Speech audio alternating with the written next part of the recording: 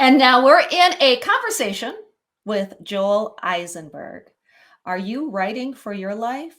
What does it take to write for a living and write for your passion? How does one become a diverse writer beyond books into screenplays and teleplays and the entertainment industry? What is it that writers are doing today that's getting them noticed? Let's ask Joel Eisenberg about it. He is the author of the fantasy novel saga, The Chronicles of Ara. He's the writer and executive producer of several award winning feature films, including April Showers.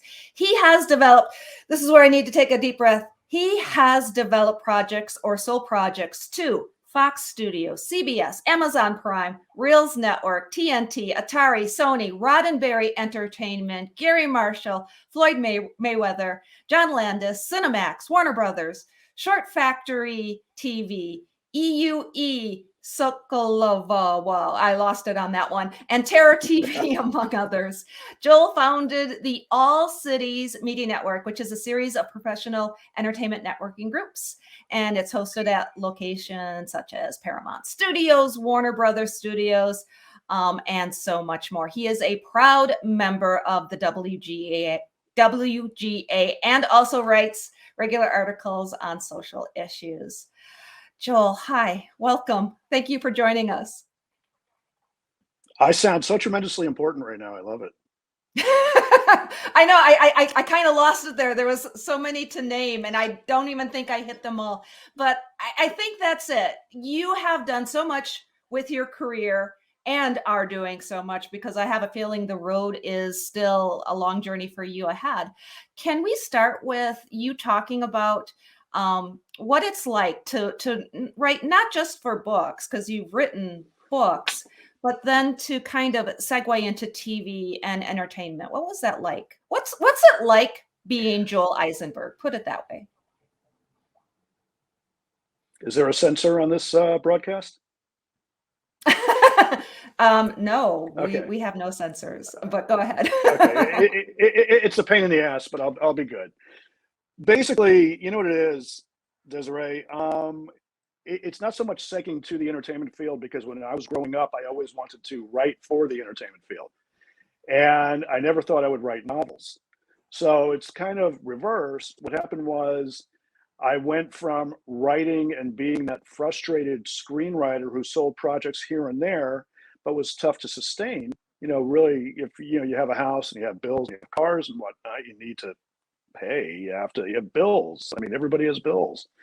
And it became really, really difficult. So what happened was I had always thought I could write a novel, and my parents kind of inspired me to write a novel. And from there came the Chronicles of Ara, and then number 2 and number 3 and so forth. But really writing for the entertainment field is why I moved from my native Brooklyn, New York to Los Angeles. And I am so homesick. If anybody's watching this from Brooklyn, I miss it like you wouldn't believe, but that's a whole other thing. Nowadays, it really is like authors and screenwriters and people in the entertainment industry are writing for your life. And now I totally ripped that from the name of your popular Clubhouse group. Thank you for that, by the way. When you talk about people writing for their lives nowadays, what does that mean to you? Okay, just being very blunt. I mean, I'm 58 years old and I'm still striving. What that means is, you read off a list of who I sold to, and we recently made a deal with Sony so we could add that in, and it sounds very impressive. And I was being sarcastic when I said it makes me sound very important, because here's the reality. The reality is I could sell 2 projects this year, and the money I may make in those 2 projects, if they're not made, it can be okay money, but if I'm lucky, it's a year's salary of average full-time income. So I could make X amount of money from this particular studio, a particular, it's not made, it looks bank account, it's made of money. But I mean, for me, more often than not, I've had high profile projects that have been announced in Variety and Hollywood Reporter, had studio deals, had network deals and so forth. And for whatever reason, they were not made. So for me, writing for your life is, if I really want to write and not work another day job, I need to really get my butt in gear and write so I don't have to work any more day jobs. And the day job reference is a reference to my first book called How to Survive a Day Job, where I interviewed nearly 75, 76 celebrities about how they did it, how they attained their dream career and what they did for a living and how they were managing to sort of ascend. And for me, that book's long out of print, so I'm not pushing it. If anybody knows where I can get a copy, let me know. I have some in my garage. But the thing is, these people I interviewed became mentors in a book form to me between two covers. And I followed a lot of their advice, Clive Barker and Larry Hagman, and just a lot of people that we had in there. And I realized for myself, my journey was I worked 100 day jobs. That's why I wrote that book. I said I would never work 101. So I wrote the book, and this was back published in 2005, I believe. And I said, I'm never going to work another job ever. And I've been able to stick to that. I've been able to sustain. But how have I been able to sustain? I put my ego completely to the side. I may be in Variety with a big announcement that I made a big deal with Ovation Network, which I did with my book series, or I sold Tales from the Crypt with M. Night Shyamalan to TNT, never made for various reasons. But I still had to keep writing. And I didn't want to like write a project, wait 6 months, potentially get paid, write another project, wait another 6, 7, 8 months, potentially get paid, write another and so on. So I put my ego on the side and I started writing for websites online. I've written for Medium, I've written for Newsbreak, and it keeps me going as I'm waiting for the other projects to really hit. And I'll give you an example. The recent studio deal that we just completed, big studio, but it took the better part of a year for the contracts. So you never know. So for me, I'm trying not to drink as much coffee as I did. At 58 years old, I want to limit my caffeine, not increase it. But I'm always like hustling. I'm always trying to move forward faster. And one of the fallouts over the past couple of years because of that is, as you know, Desireé, I used to be consistently on Facebook. I used to post one thing after another, after another, after another, numerous times a day. I'm still on it, but not every day. And, you know, I posted Twitter a little bit, but my social media, which I encourage people to really uphold, I do my best, but I've been spending more time being paid for the time I spent typing on the keyboard for like Medium or Newsbreak or whoever when I'm in between projects as opposed to just posting on Facebook. Shut me up at any time. I can go on. Yeah. No, I've got three things that I'm going to follow up with there because there's a lot to unpack. I do want to talk to you specifically about Chronicles of Ara and that deal and almost deal, how that happened. But first, you bring up such a great idea that unfortunately, I don't know if writers can steal it nowadays, but you wove your networking skills into your craft by writing that book where you interviewed people and you developed those relationships.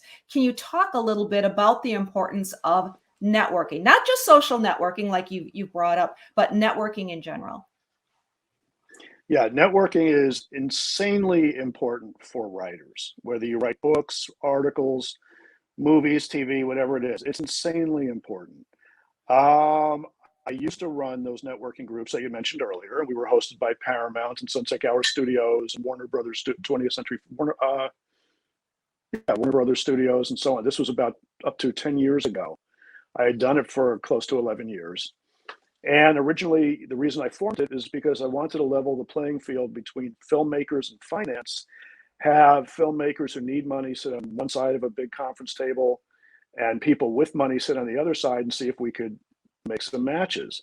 At the same time, by me doing that, who's kidding who, I put myself in the center seat as the moderator. So I developed my own network. And when I developed my own network and ultimately started writing that book, I started contacting people who I knew who knew this one or this one or this one, and they came to interview with me. Or I cornered the people who were signing books in bookstores trying to get PR for their publicity for their books. I asked them if they would interview with me, and people like Clive Barker did. Clive Barker goes, I will do it with one proviso. I said, what's that? He goes, that you understand I never worked a day job because I refused to be a wage slave. So what he did is the equivalent of unemployment in England. He put himself on the dole and he wrote poet. So he can keep getting money to sustain his writing in progress, which was interesting to me. Time moves forward, and I'm able to basically call anybody on the telephone, and a lot of people know who I am. Most people who I call, I'm not saying most people will pick up, but most people who I call will take that call. You need to network. One of the things thinking about before this today, Desiree, is my brothers, I have two brothers, they make fun of me. And I joke it's because I'm Jewish, so are they, so it's a losing argument. I don't fix anything in my house. I always hire a handyman for convenience, right? They fix everything. Me, I could screw in a light bulb, and if something else happens, I call a handyman. It's like that with networking. You could either take the writer's journey from the beginning and want to do everything on your own. You want to do everything on your own. You want to call people on your own. You want to this, you want to that. You want to make those phone calls, be that operator, be that person who keeps moving forward. Or you could do it the agent way and hope you have a good agent to get your work out. So I'm the exact opposite with writing as I am in my real life. Whereas in my real life, I want that convenience and I don't want to go that extra mile. In my writing life, I'm always picking up the phone. I'm always sending emails. I'm always cold calling. Still, despite the sales, despite my age, I'm still doing it.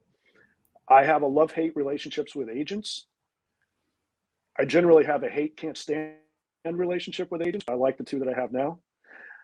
I told my wife that I'm going to, this is about a year ago, hire two new agents. And she goes, why? You were with CAA. They're the biggest in entertainment.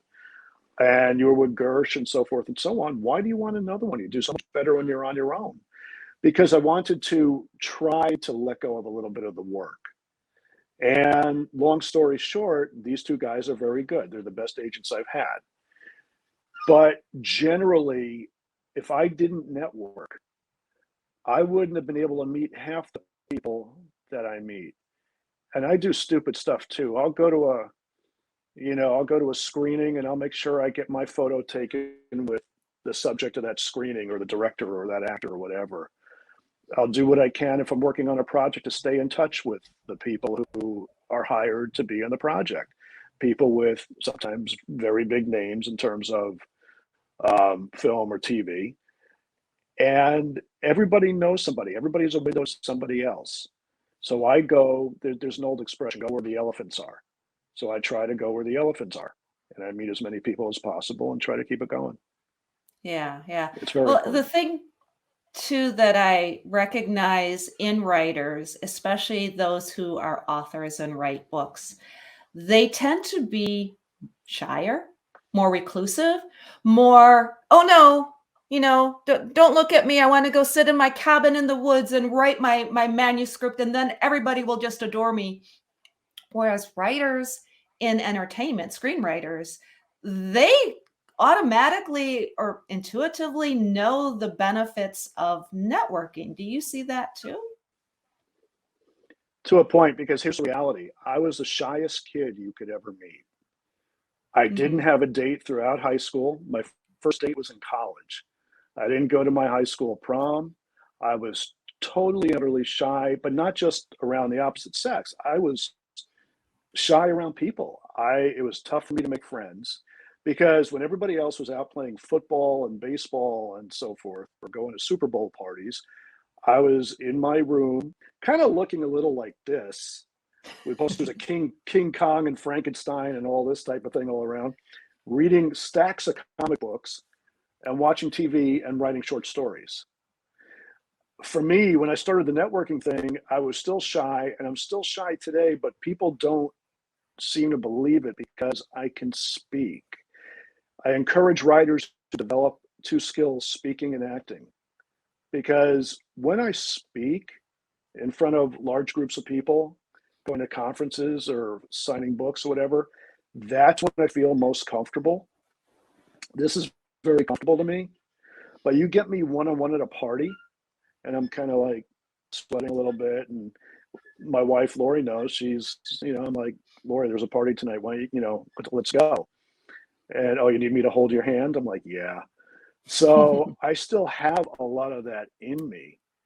But when speaking and networking, because these are skills that I learned to further my career, that's when I feel most comfortable. In terms of screenwriters being more gregarious, maybe.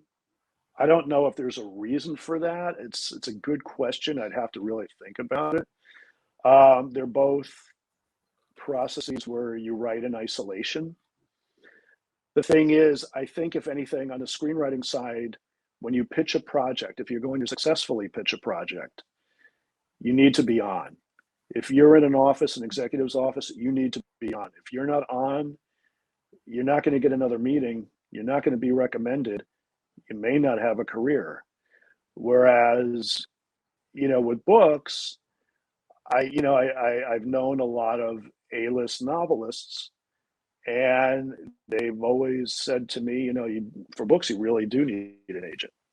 You really do. Not for digital press or smaller press, not for self-published, not for any number of presses that will look at unsolicited manuscripts or will take query letters and so forth without an agent. That does obviously happen. But mainly for like Simon and Schuster and Random House and so forth, I've been told that you really need, to bring a good agent to the table. And maybe because of that, there's a feeling of, okay, I can do my job in isolation. I can be my own shy self, and I hand it off. As opposed to in screenwriting, I could do my job in isolation. I could be my own quiet, shy self, but then I got to go perform in front of a group of executives. So maybe that's the difference.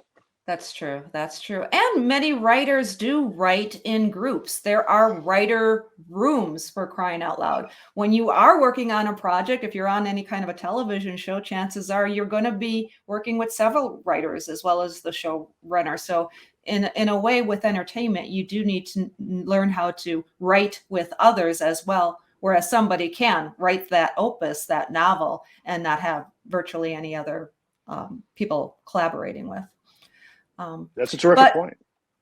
But let me make this point. You have this amazing bookshelf behind you, and I think that's Jack Nicholson that I see up there.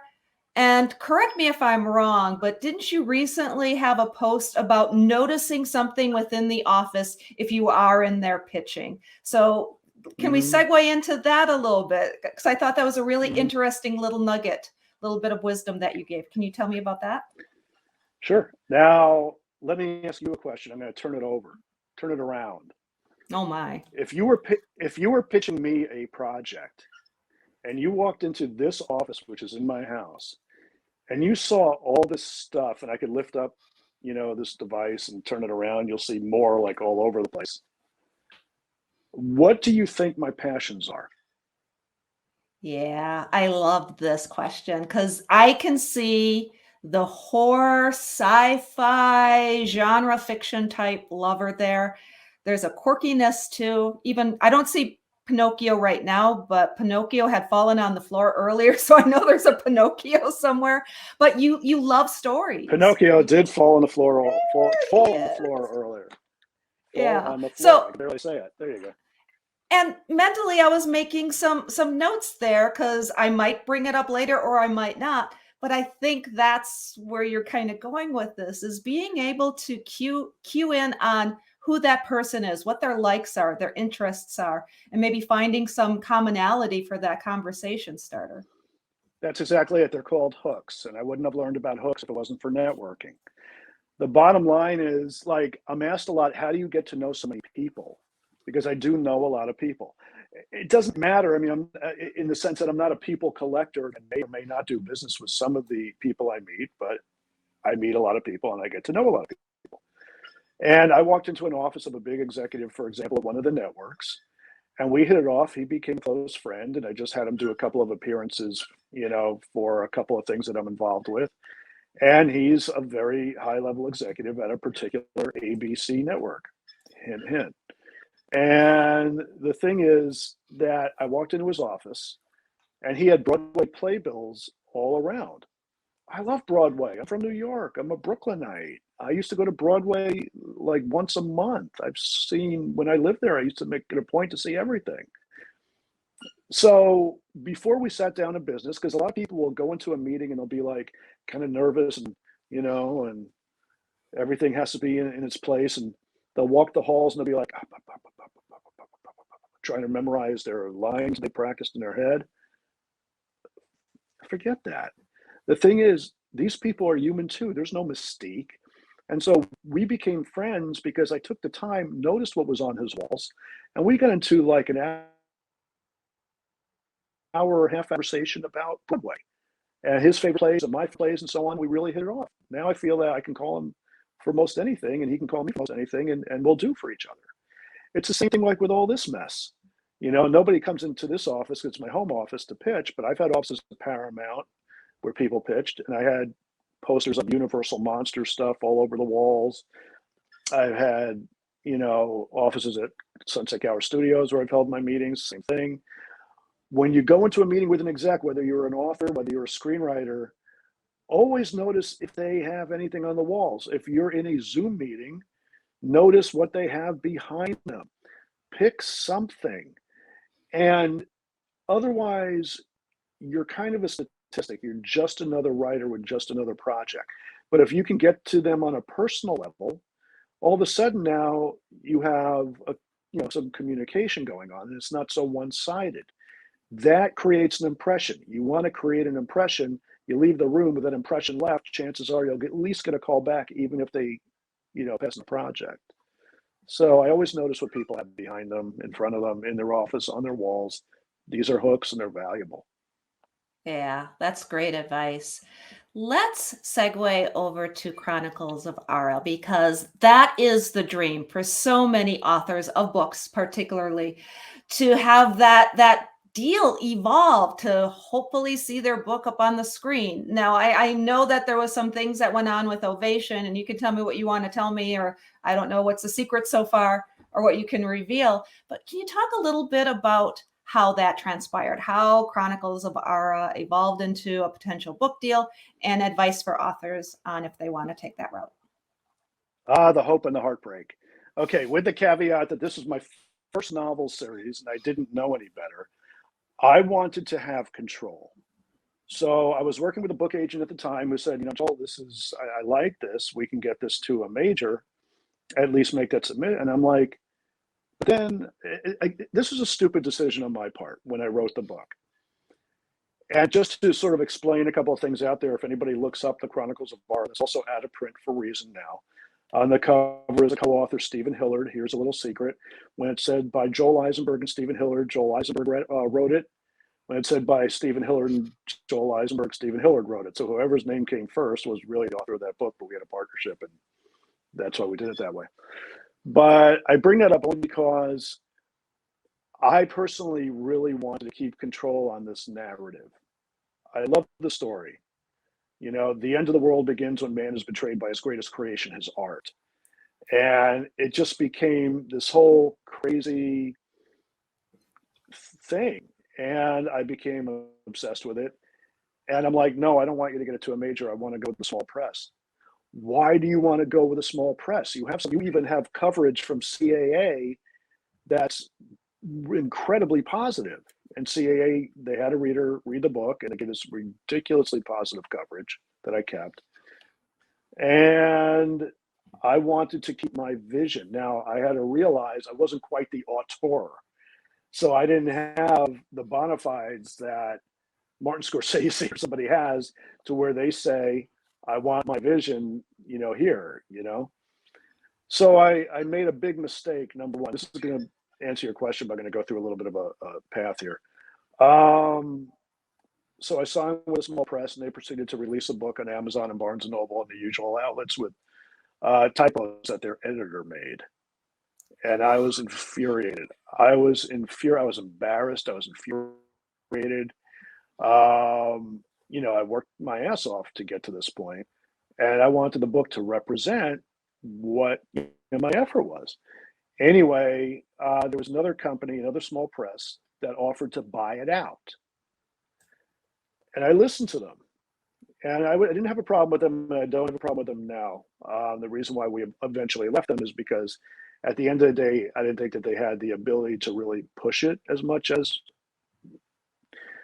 but they paid us in advance, a nice advance, and they bought out the other company and so forth, and went to Book Expo in New York and did a bunch of signings, sold some good books, but they were having some difficulties, but it was a good company and I liked them.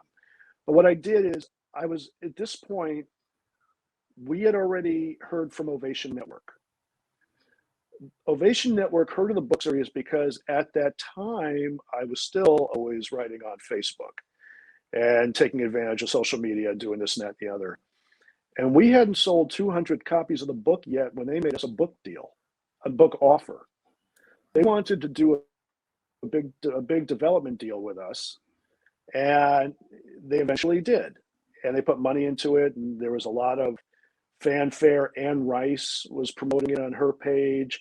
Variety did a big story on it because it was a small digital press. I personally think it is fair to say it's the equivalent of a self-published book, but it wasn't. But I don't see that much difference between one and the other. It was a small digital press that put a name on the press and did it the same way self-published authors do it. Anyway, the project ultimately went into turnaround. They commissioned some scripts and formats and so forth, but it went into turnaround, which means that they just eventually didn't have any more money to put into it. So that kind of freed up the project. And I took advantage of that. And I said, you know what?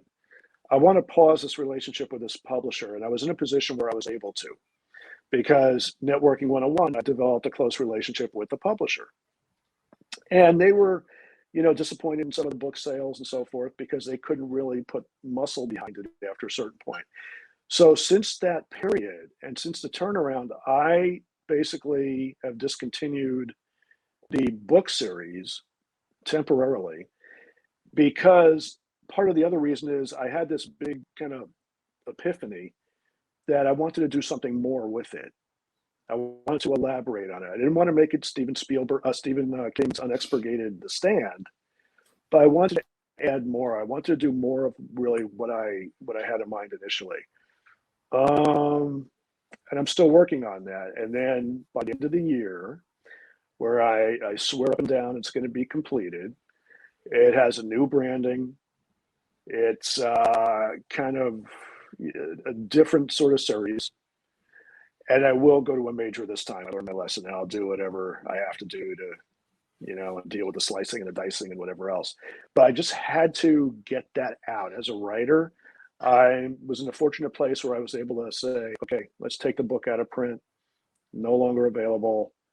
Mm-hmm. I appreciate everything you did, but that's where it is. And I've been working on it ever since. And that just goes to speak to, if you're a writer and you're doing it because you have a story to tell and you want that creative control, you can do that. That's the beautiful thing about being a writer. But in some cases, if you feel like you're losing control, you have a choice. Maybe you give up that control. And that might be a stepping stone for something bigger and better down the road. Or you might be able to do something like you did, where you kind of took something back. And I'm very excited to see where this goes. I think you're going to have to come back to the BookFest once the new book is out and talk to us again. I'll let you know. I would love to come back to BookFest. Let me just say this real quick, since you said it. I hate it. I didn't mean to interrupt you, but I was just going to put a quick sort of promo, something regarding BookFest, because I've known you for a little while now. And what you've done with this particular entity is crazy. It's crazy. I give you so much credit for what you and your crew and your team have done to basically take BookFest and put it on another level. So congratulations to you. I just had to get that out.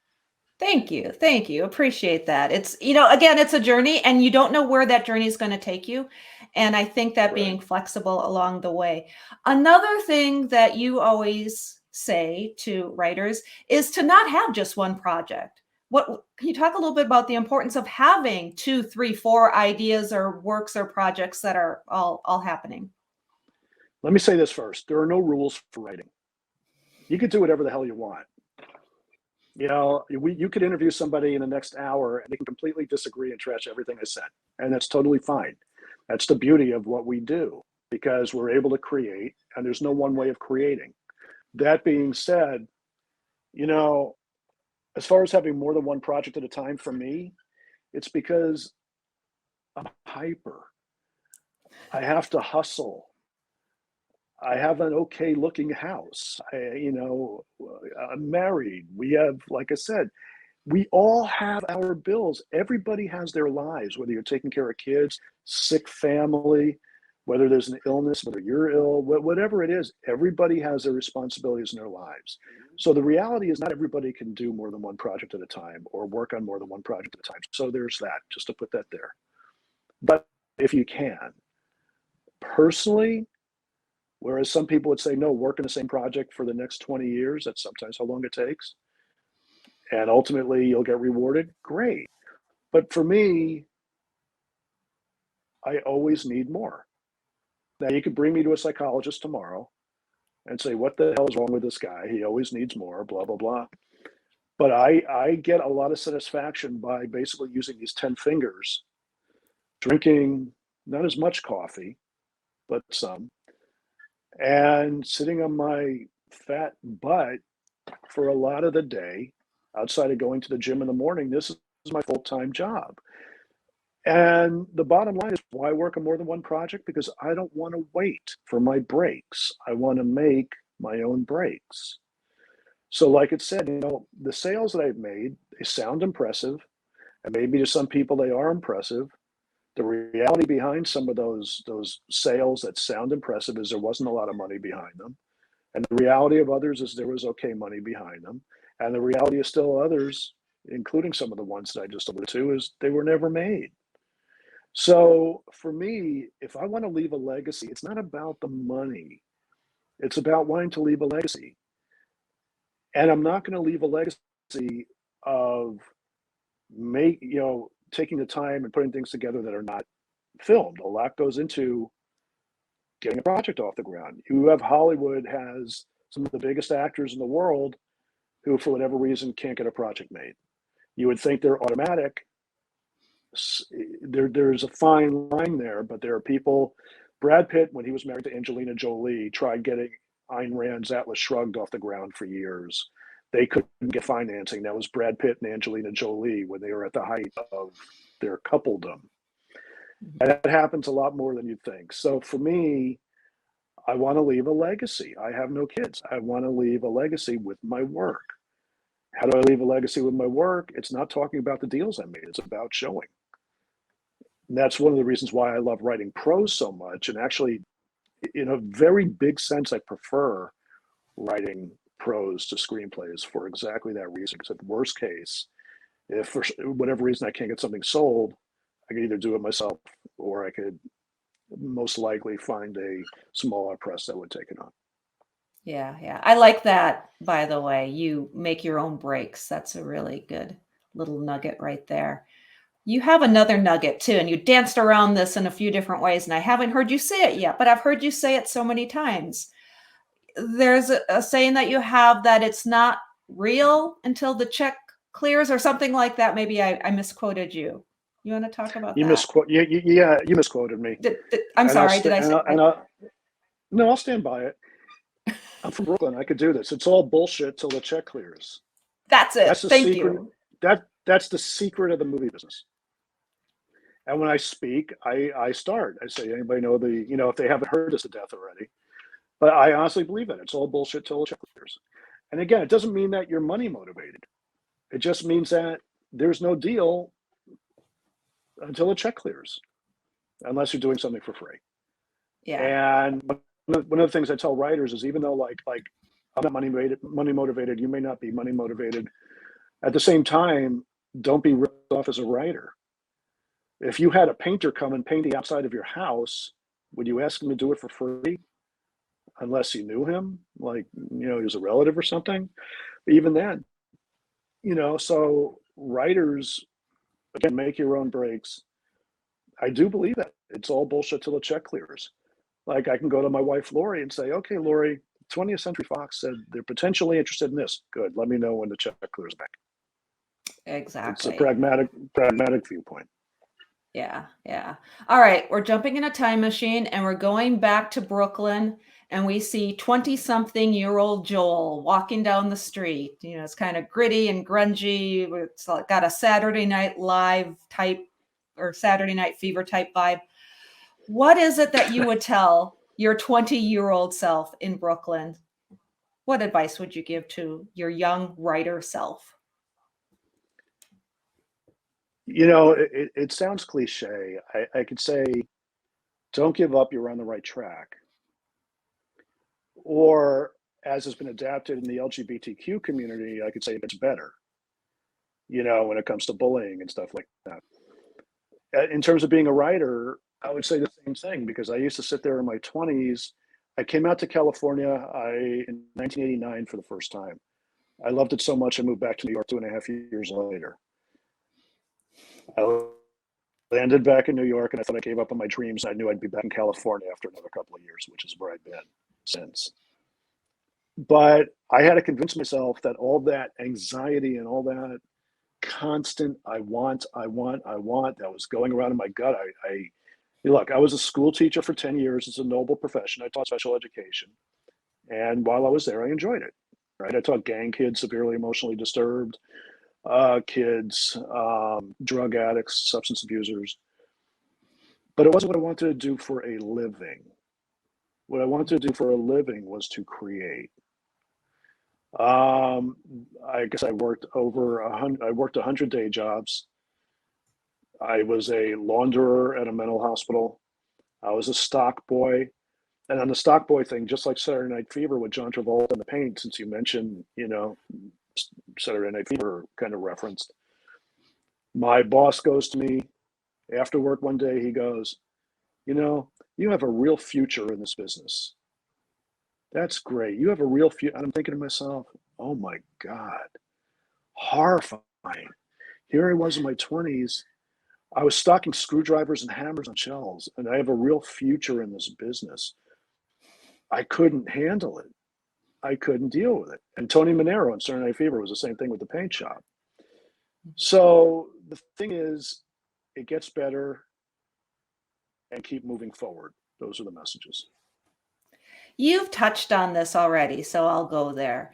Ageism in Hollywood, and you've dropped your age. So, and by the way, I think you are a young man, but it's true. If you're over 40, heck, it's like your yesterday's news in Hollywood. Do you want to discuss ageism in Hollywood with me a little bit? Mm-hmm. Yeah, it's. I'm going to preface that. I'm going to preface it this way.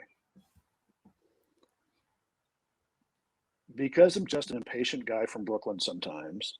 I'm from Brooklyn, but an impatient guy sometimes. I really lose patience when people use excuses as to why they haven't made it, or to why they haven't done this, or to why they haven't done. I know there are reasons. I've lived almost all of them. Okay. Almost. I haven't lived them all. But the thing is, I belong to a couple of organizations, and one I've been very, very vocal about, to where people make excuses that they didn't succeed because of this, or they're not getting paid or hired because of this. And then you ask them what IMDb is, which is an internet movie database that most screenwriters would use as a tool, and they don't know because they're over 50 and they haven't adapted. As a screenwriter, your frontline person who you have to get a project through is frequently in the 20s. If you don't know today's vernacular, if you're not in touch, if you don't keep your eye on certain TV shows, Euphoria, whatever, and not really pay any attention to what goes on, and you're sort of stuck back in the 1950s or 60s to when you came up, how is an audience going to relate to you? So ageism exists. It does. I mean, I know several showrunners who run the creative and television shows who have had very big hit TV series and they can't get arrested. But the way I see it is this: why am I 58 and I don't have a show that I've show run that's been a top hit or any of this? But why am I 58 and still able to sell? I have a script that we just we have outstanding financing offer on, and we just attached a director, and we're speaking to a particular actor who's an A-list actor, and I'm a co-writer on that script. Now, if that sells, that's the way the Writers Guild works. It's another year's worth of health insurance and pension and all the usual benefits that the Writers Guild gives. But the answer is this: it's because I haven't stopped and I've taken the time to learn and keep in touch with the vernacular of the day and what kids are watching. And I watch some of the stuff, even though I may not like it. I mean, look, my favorite show on TV is Cobra Kai. You know, I mean, I love it for the nostalgia value, but I also love it for what it is today. You know, The Mandalorian I dig, and Succession's my other favorite show, and so forth. But the point is, ageism is very real, but it's not just real in any writing business, it's real in any business. And people will be marginalized. And the only answer is you have to fight, you can't give up, and you have to prove that you're always viable. And if somebody thinks you're not viable and you're out of touch, you're dead. If you can convince somebody that you're viable and you're in touch, you're still there. You still have a fighter shot.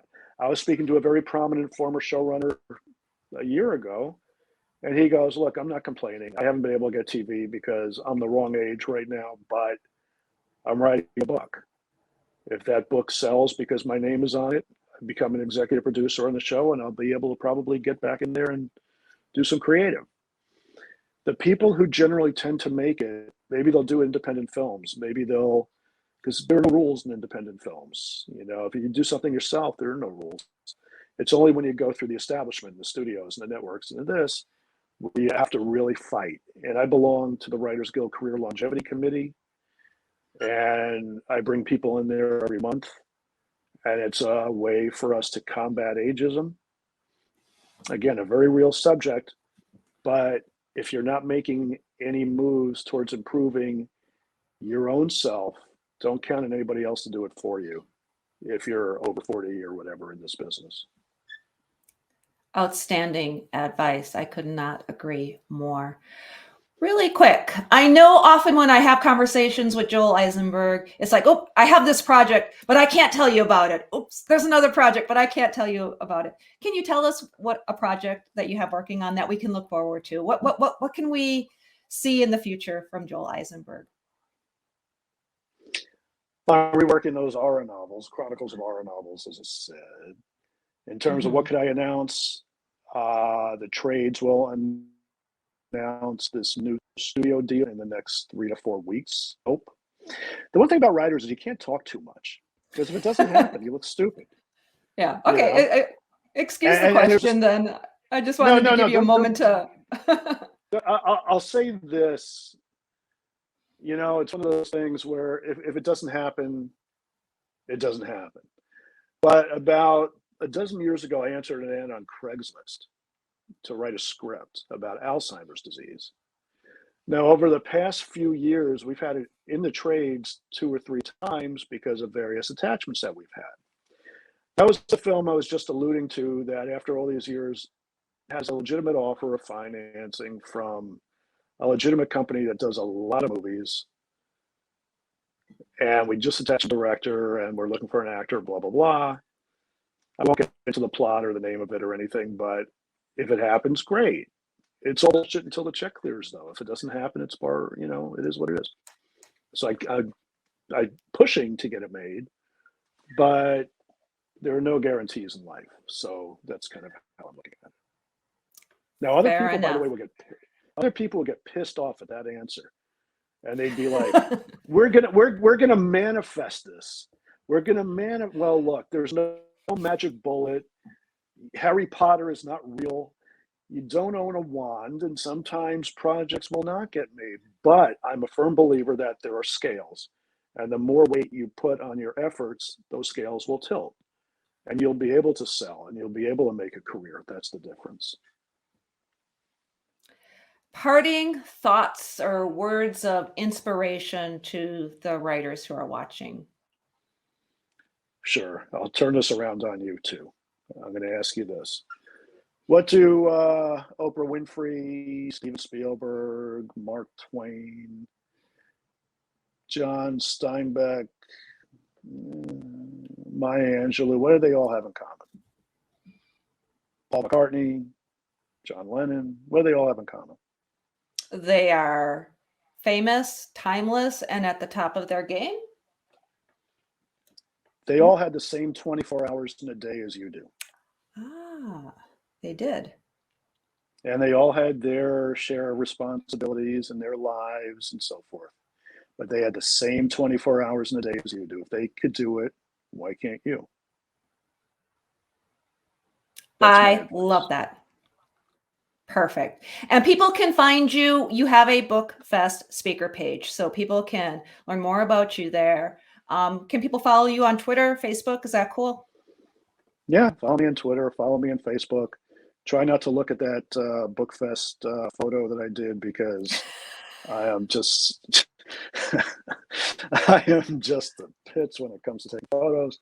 But anyway, yeah, follow me on social media. Excellent. Excellent. I think your picture looks fine. I appreciate you doing that for us. So Joel Eisenberg, writing for your life every single day. Thank you for joining us on the BookFest. I appreciate it. Thank you. That was fun. Thank you. You bet. You bet. Coming up next, it is the Critique Bar. New York Times bestselling author David L. Robbins and literary agent Catherine Sands. You know Catherine. They're going to be here to deliver a two-sided assessment from both sides of the business and the craft side of writing. It's like you're walking into a bar and they're sitting there looking at page one manuscripts and giving their 2 cents. That's coming up next on the BookFest Adventure.